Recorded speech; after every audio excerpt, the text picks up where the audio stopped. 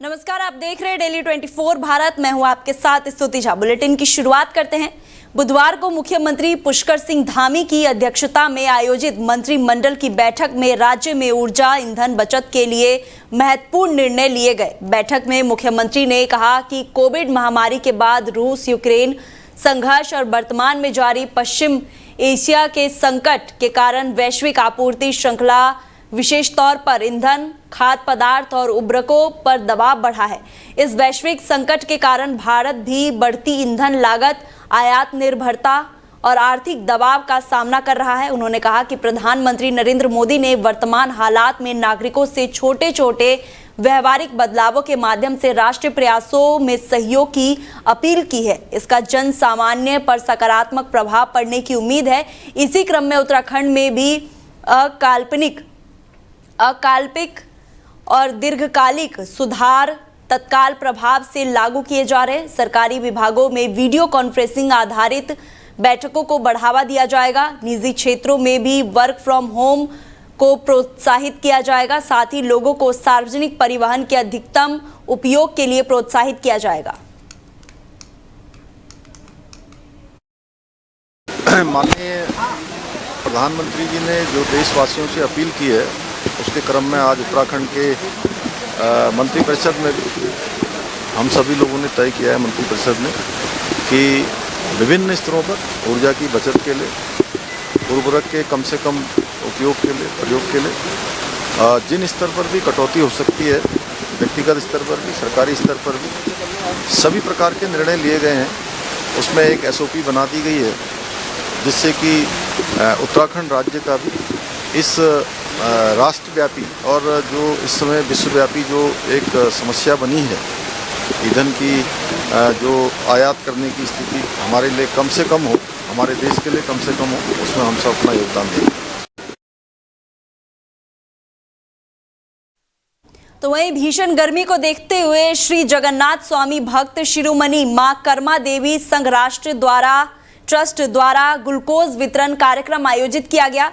इस अवसर पर उत्तराखंड प्रदेश अध्यक्ष और उनकी सहयोगी बसंती देवी ने विद्यार्थियों और उपस्थित लोगों को ग्लूकोज वितरित कर सेवा भाव का परिचय दिया। संघ ट्रस्ट के इस सराहनीय कार्य की देश क्षेत्र भर में प्रशंसा की जा रही है। तो वहीं पर्यटन नगरी मसूरी में देर रात दो समुदाय के बीच हुए विवाद ने तूल पकड़ लिया है। मामूली कहासुनी के बाद मामला इतना बढ़ गया कि दोनों पक्षों में जमकर मारपीट हो गई। घटना में कई लोगों के चोटिले होने की सूचना है। विवाद के बाद पूरी रात कोतवाली परिसर में भारी हंगामा चलता रहा और माहौल तनावपूर्ण बना रहा। सुबह होते ही वाल्मीकि समाज और नगर पालिका के सफाई कर्मचारी बड़ी संख्या में मसूरी कोतवाली पहुंच गए। कर्मचारियों और समाज के लोगों ने आरोप लगाया कि कुछ लोग लगातार उन्हें निशाना बना रहे हैं और जाति सूचक टिप्पणियां कर माहौल खराब करने की कोशिश कर रहे हैं। उन्होंने चेतावनी दी कि यदि समय रहते कार्रवाई नहीं हुई तो आंदोलन और तेज किया जाएगा। आक्रोशित सफाई कर्मचारियों ने कुछ समय के लिए कार्य बहिष्कार भी किया, जिससे शहर की सफाई व्यवस्था प्रभावित होती नजर आई। कर्मचारियों का कहना था कि लगातार हो रही इस घटना के कारण उनमें भय और असुरक्षा का माहौल है। उन्होंने आरोप लगाया कि रात के समय नशे में धुत कुछ युवक टैक्सी चालकों के साथ मिलकर बेवजह विवाद खड़ा करते हैं और पालिका कर्मचारी के साथ अभद्रता करते हैं। कर्मचारियों ने बताया कि हाल ही में नगर पालिका के बैरियर पर तैनात कर्मचारियों के साथ भी मारपीट की घटना की गई थी, लेकिन आरोपियों पर सख्त कार्रवाई नहीं हुई। तो वहीं भगवानपुर क्षेत्र के सिकंदरापुर गांव स्थित प्राथमिक विद्यालय में एक शिक्षक द्वारा छात्र की बेरहमी से पिटाई का मामला सामने आया है। घटना को लेकर ग्रामीणों और परिजनों में भारी आक्रोश है। परिजनों के अनुसार गांव का 10 वर्षीय मासूम बच्चा विद्यालय में 5वीं कक्षा का छात्र है। बताया जा रहा है कि स्कूल बच्चों के बीच मामूली कहासुनी हो गई थी, जिसके बाद ब्रजपाल नामक शिक्षक ने बच्चे को बेरहमी से पीटा कि उसके गले पर गंभीर निशान पड़ गए। मारपीट के बाद बच्चा सहम गया और घर पहुंचकर उसने पूरी घटना परिजन को बताई। इसके बाद परिजन स्कूल पहुंचे, लेकिन तब तक विद्यालय की छुट्टी हो चुकी थी। पीड़ित परिवार ने मीडिया के सामने अपना दर्द बयां करते हुए आरोपित शिक्षक के खिलाफ सख्त कार्रवाई की मांग की है। परिजनों का कहना है कि वो मामले में पुलिस से शिकायत कर कानूनी कार्रवाई कराएंगे। घटना के बाद गांव में लोगों में भी नाराजगी देखने को मिल रही है। वहीं अब सभी की नजर प्रशासन और शिक्षा विभाग की कार्रवाई पर टिकी हुई है। सर ये मसला ऐसा है, मोहम्मद अल-फैज है इसका नाम, मेरा भतीजा है, ये सरकारी प्राइमरी स्कूल में पढ़ता है।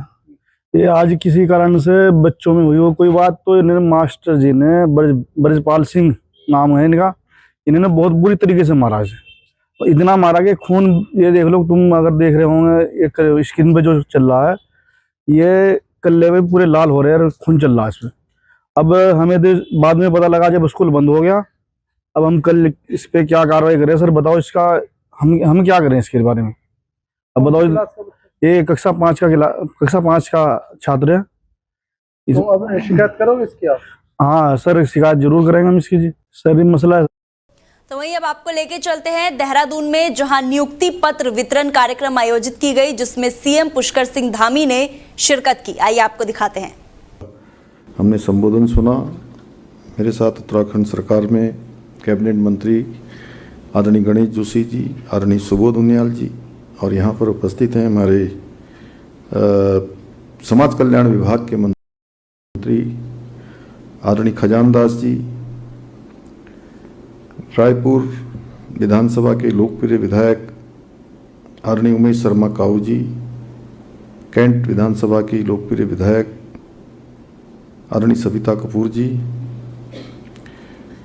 मेयर देहरादून श्री सौरभ थपलियाल जी, सचिव स्वास्थ्य उत्तराखंड श्री सचिन कुर्बे जी, सचिव उद्यान डॉक्टर SN पांडे जी, हमारे वरिष्ठ नेता और उत्तराखंड सरकार में अवस्थापना स्ट्रक्चर बोर्ड के वाइस चेयरमैन श्री विश्वास डावर जी, श्री पुनीत मित्तल जी, सुनीता टमटा जी, रोशन जी, और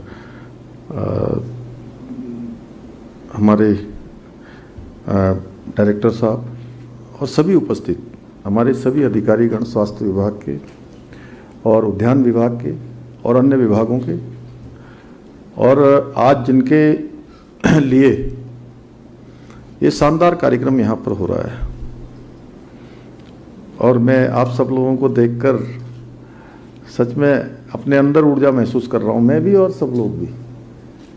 ऐसे सभी नियुक्ति पत्र प्राप्त करने वाले सभी अभ्यर्थी जिन्होंने सफलता प्राप्त की है, और उनको जितनी आज प्रसन्नता हो रही है, उससे ज़्यादा प्रसन्नता उनके अभिभावकों को हो रही होगी। उनके अभिभावक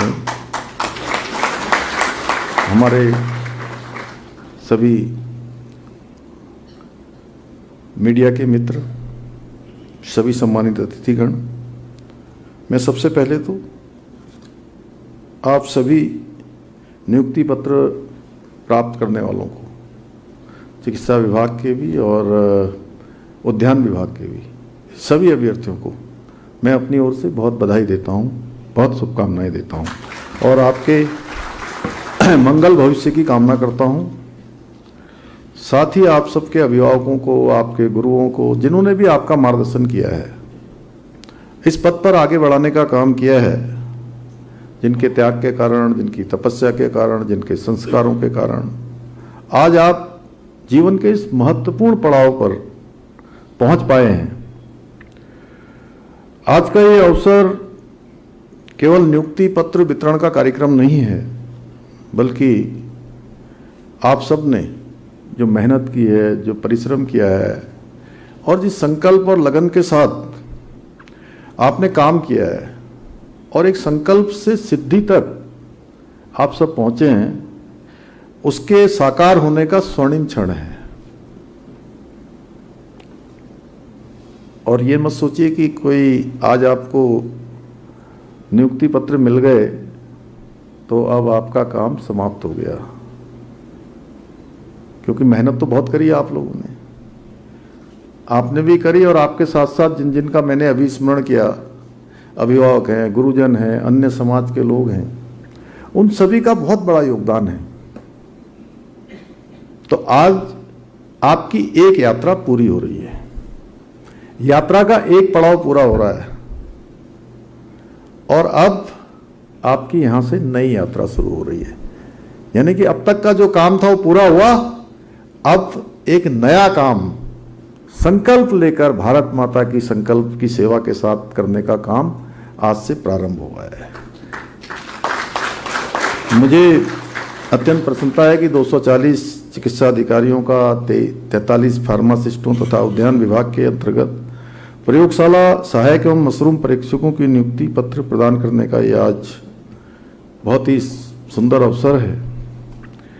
और साथियों, मैं यह भी आप सबसे कहना चाहता हूँ कि नियुक्ति पत्र नौकरी का एक दस्तावेज मात्र नहीं है, बल्कि उत्तराखंड की 1.25 करोड़ जनता का सेवा का संकल्प पत्र आज आपको मिल रहा है।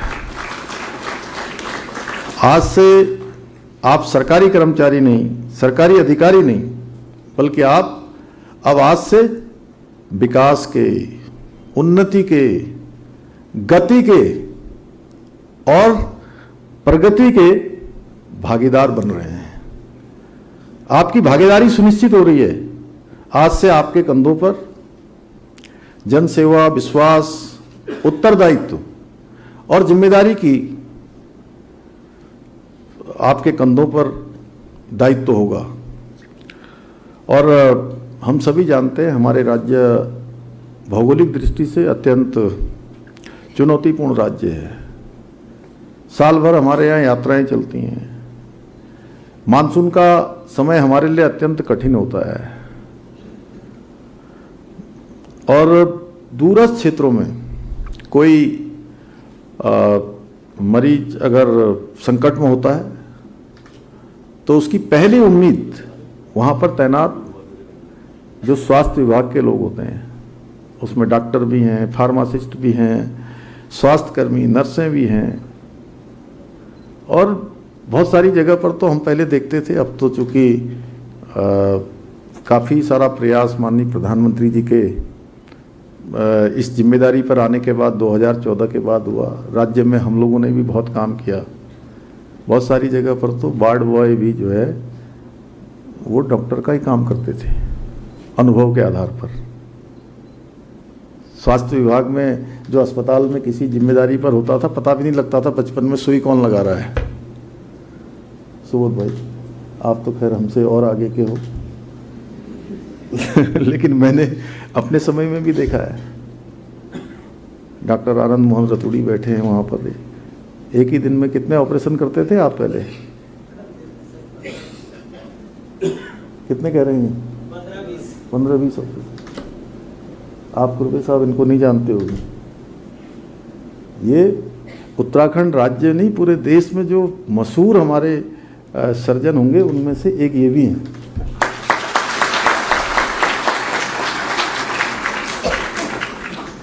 इसलिए मैं आप सबसे कहना चाहता हूं कि अब आप लोग केवल एक डॉक्टर के रूप में नहीं, फार्मासिस्ट के रूप में नहीं, एक स्वास्थ्यकर्मी के रूप में नहीं, बल्कि देवभूमि के अब आरोग्य प्रहरी के रूप में हर किसी को आरोग्य देना है, हर किसी को अच्छा स्वास्थ्य देना है।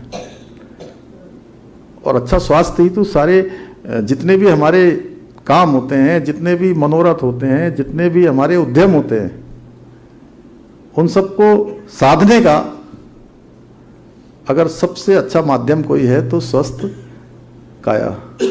तो इसलिए कई बार हम वो किसी कार्यक्रमों में जाते थे तो कहते थे पहला सुख ये, दूसरा सुख ये, तीसरा सुख लक्ष्मी होना, अच्छा पुत्र होना, अच्छा घर होना, अच्छे संस्कार होना।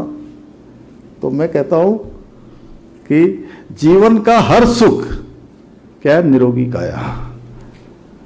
और अंतिम सुख भी यही है और पहला सुख भी यही है, क्योंकि यहीं से सारी चीज़ें शुरू होती हैं और उसको आप लोग देने वाले हैं, उसका मार्ग प्रशस्त करने वाले हैं। कल हम लोग कैबिनेट की बैठक कर रहे थे तो प्रधानमंत्री जी ने देशवासियों से बहुत पहले से एक अपील की हुई है कि ओबेसिटी को घटाना है, मोटापा कम करना है और जो खाद्य ऑयल है, तेल है, उस तेल को अपने खाद्य पदार्थों में उसमें कमी लगानी, न्यूनता लानी है। 10%, 20% जितना ला सकते हैं। और किसी के घर में अगर पूरे महीने भर में 2 किलो आता है तो उसको आधा किलो कैसे कम हो सकता है? कोई बड़ा परिवार है 5 किलो आता है तो उसमें से 1 किलो 1.5 किलो 2 किलो कैसे कम हो सकता है? ये जन जागरूकता का कार्यक्रम भी आपके माध्यम से होना है। और आज मैं ये बात आपसे इसलिए कर रहा हूं कि आपसे बहुत उम्मीद है, मुझे भी, यहां बैठे हुए लोगों को भी, और जो यहां नहीं बैठे हैं उनको भी। आपसे बहुत अपेक्षा है कि आप एक नया कल्चर लाएंगे, एक नई संस्कृति लाएंगे और अपने साथ एक अकाउंट बनाते हुए जाएंगे कि कुछ परमार्थ का अकाउंट आपके साथ जुड़ता जाए। अब परमार्थ क्या है? वो कहते हैं ना पहले कि किताबों में लिखी हुई विद्या वो समय पड़ने पर काम नहीं आती है। वैसे ही ये जो आपने सीखा है, आपने पढ़ा है, अगर आप उसको दूसरों को नहीं बढ़ाएंगे आगे तो उसका भी कोई महत्व नहीं है, वो भी विस्तार नहीं पाएगी, वो भी न्यूनता में आ जाएगी। इसलिए अच्छा होगा कि जो हमने इतना, देखिए, आपके माता पिता ने काम किया, आपके गुरुजनों ने काम किया, सरकार ने भी काम किया, या जिस इंस्टीट्यूशन में आपने काम किया है उन्होंने भी आपको बहुत मेहनत से पढ़ाया लिखाया है और इसके बाद ये सेवा मिली है। तो इस सेवा को उतारना भी है। से कहते हैं मातृ ऋण, पितृ ऋण, देव ऋण, ऋषि ऋण, धरा ऋण, ये सब पूरे करने हैं। और ये पहले दिन से जब हमारे मन में होगा कि हमने संकल्प लिया है, उसी प्रकार से हमारे उद्यान विभाग के लोग हैं।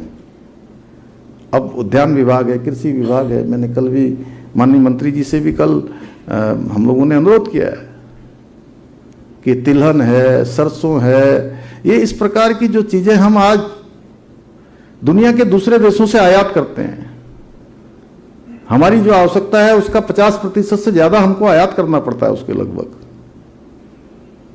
तो वो इंपोर्ट बंद हो, हजारों करोड़ रुपया जो आयात में हमारा खर्च होता है वो हमारे देश के अंदर रहे। अभी मौन पालन की बात कर रहे थे, हमने यहाँ मौन पालन एक प्रयोग के रूप में शुरू किया और अब पूरे वर्ष भर के लिए जंगलों में भी उसका जो मौन बक्से हैं वो रखे जाने का कैबिनेट से हम लोगों ने अभी निर्णय कर लिया।